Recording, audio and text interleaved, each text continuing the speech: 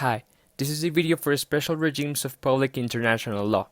The topic that I choose is international investment law, with a special focus on the impact of mining investment in Colombia and the role of the international investment law.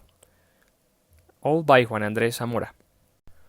Over the years, we have seen the great impact of foreign investment in Colombia, many of which have focused on the exploitation of natural resources for the manufacture and trade of market products, as well as investments with an energy and mining focus.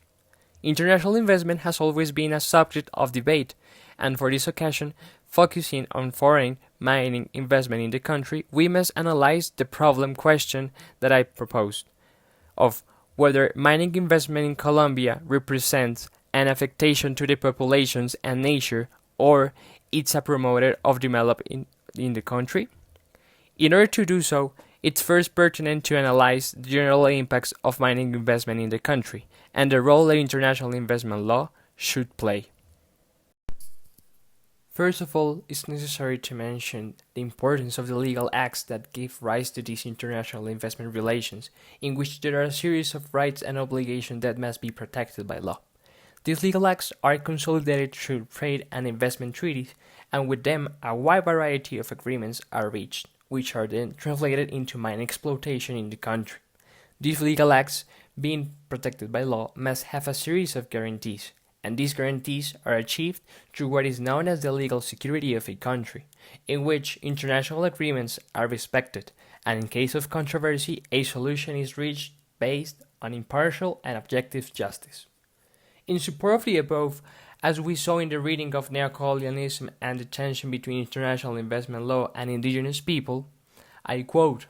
"Foreign direct investment is mainly protected by bilateral investment treaties and free trade agreements, which contain provisions or chapters aimed at protect foreign investors.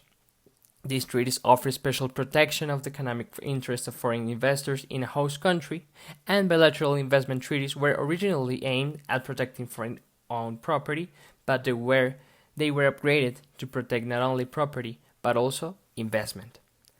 However, if we analyze the impact of foreign investment in the country, it usually brings with it consequences, which in some cases are very positive, but in other cases they are not. Therefore, in the case of mining investment, international investment law becomes relevant due to the particular impact that this type of investments can have on the territory.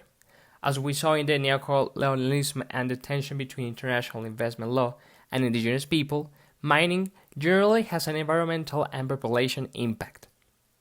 Environmental to the extent that for the exploitation of resources, great depths of earth must be excavated, which often has negative consequences and affects the environment and water. Subsequently, this impact on the environment affects the communities of people neighboring the areas where mineral extraction takes place, as well as population fractions made up of communities of specific ethnic groups.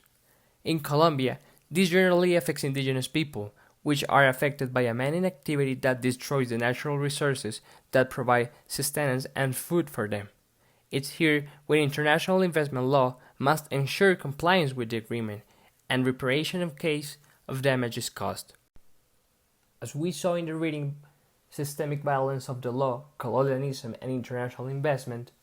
law is an autopoietic system in the sense that it has its own internal communication networks. It is self-motivated, self-preserving, and self-sustaining in the sense that it neither requires domestic law nor other branches of public international law to justify its existence and operation, so that it instead in this controversial becomes very relevant when seeking solutions for the benefit not only for the communities or the environment, but also of the investing company.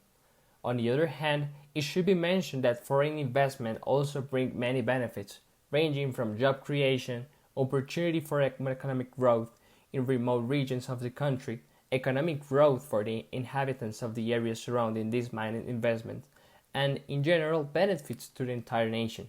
These benefits are usually overshadowed by environmental impacts, but we propose that with a relevant intervention of international investment law, these risks can be mitigated through treaties based on sustainable practices, which take into account the population and the damage they can cause. In this way, a sustainable and non-harmful investment that brings more benefits, that contingencies is guaranteed,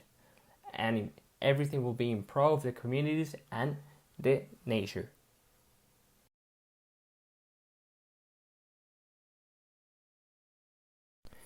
It's now important to mention that international investment law, in addition to what has already been mentioned, has a role that can be certainly be limited, since, being self-sustainable and not depending on domestic law, it influences very specific parameters that sometimes cannot fully safeguard the guarantees of the communities or the protection of the environment.